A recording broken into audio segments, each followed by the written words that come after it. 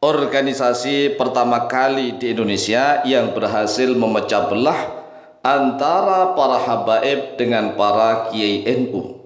Sebelum berdirinya organisasi ini, para habaib dan para kiai NU itu sangat harmonis, saling hormat menghormati, saling mencintai, saling memuliakan, tidak saling menghina, tidak saling mencaci maki, tidak saling mencemooh. Tetapi Masya Allah, setelah organisasi ini berdiri, mulai nih muncul 1, 2, 3, 4, bahkan sampai banyak sekali oknum-oknum di dalam organisasi ini mudah-mudahnya menghina, mencaci maki, mencemooh, melecehkan para kiai NU. Lah inilah yang menjadi cikal bakal awal retaknya hubungan para habaib dengan para kiai di NU, yaitu organisasi Front Pembela Islam, FPI. Coba kita renungkan, sebelum FPI berdiri, apakah ada antara kiai NU dengan para pecinta habaib itu hina menghina? Nggak ada, nggak ada. Jadi sebelum organisasi ini berdiri, para pecinta habaib itu rata-rata adalah warga Nahdliyin. Warga Nahdliyin sangat mencintai, memuliakan, mengagungkan para habaib. Tetapi aneh, setelah FPI berdiri, mulai ini muncul benih-benih fitnah tersebar di mana-mana. FPI atau Front Pembela Islam berdiri di Jakarta pada tahun 1998 Masehi. Ini mulai berdirinya di Jakarta, diprakarsai oleh Habib Rizik bin Syihab. Jadi Habib Rizik Syihab inilah yang paling banyak menginisiasi, memprakarsai berdirinya Front Pembela Islam, dan juga didukung oleh beberapa habaib yang lain. Kemudian para ustadz-ustadz, ya ustadz-ustadz yang di luar NU ini, banyaknya ustadz yang di luar NU ikut juga mendirikan organisasi FPI. Kemudian setelah berdiri, mulai bergerak nih, ya didukung oleh ya militer lah ya, oleh kepolisian saat itu. Tetapi aneh, setelah berdiri mereka ini telah berkali-kali menghina NU. Mengapa? Karena NU dianggap hanya mampu amar ma'ruf saja, tetapi pasif alias tidak mampu untuk nahi mungkar. Jadi NU dianggap, NU itu apa? Organisasi yang hanya mampu untuk ngajak kebaikan, amar ma'ruf saja, tetapi membiarkan kemungkaran-kemungkaran, tidak aktif di dalam nahi mungkar. Nah inilah slogan-slogan pertama kali yang diutarakan, dilontarkan, dilemparkan di mana-mana. Padahal NU tidak seperti itu.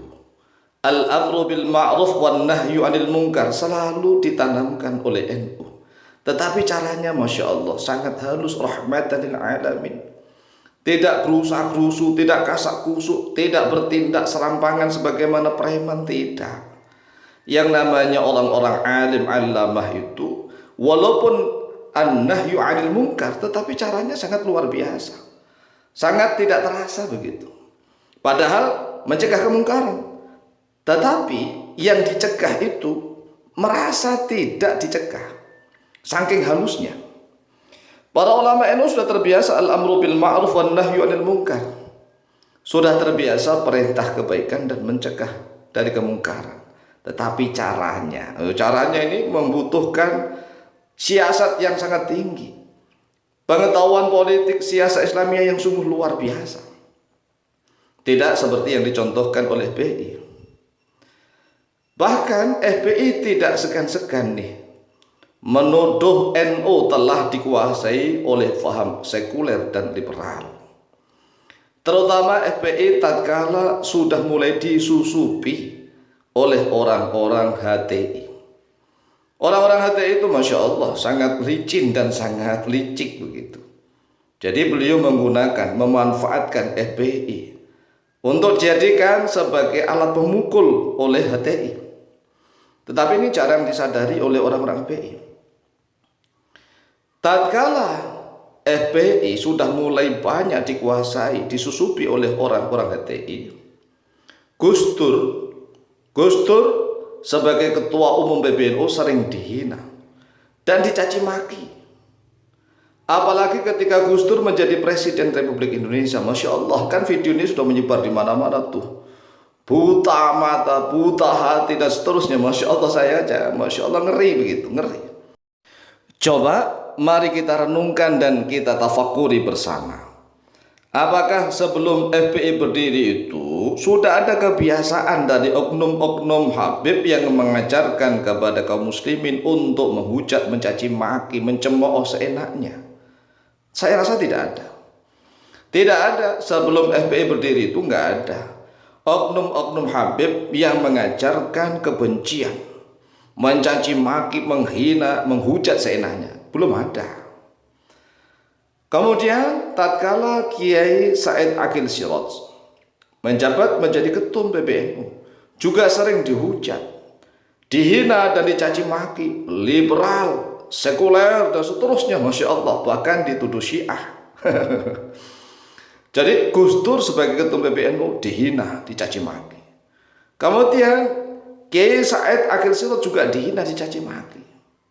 Dan Gus Dur juga sudah memberikan tanggapan balik. Demikian juga SAS. SAS juga memberikan tanggapan balik. Apalagi ketika Kiai Ma'ruf Amin digandeng oleh Jokowi, ya kan begitu. Kiai Ma'ruf Amin digandeng oleh Jokowi menjadi calon wakil presiden Republik Indonesia. Masya Allah, Masya Allah. Fitnah bertebaran di mana-mana. Masya Allah, Masya Allah. Ini Masya Allah begitu. Dan ingat aksi 212. Aksi 212, jangan lupa dari ingatan kita nih. Inilah menjadi membuat pecah makin parah. Setelah aksi 212 pro dan kontra, ini tersebar di mana-mana. Dan para habaib rata-rata mayoritas pendukung FPI.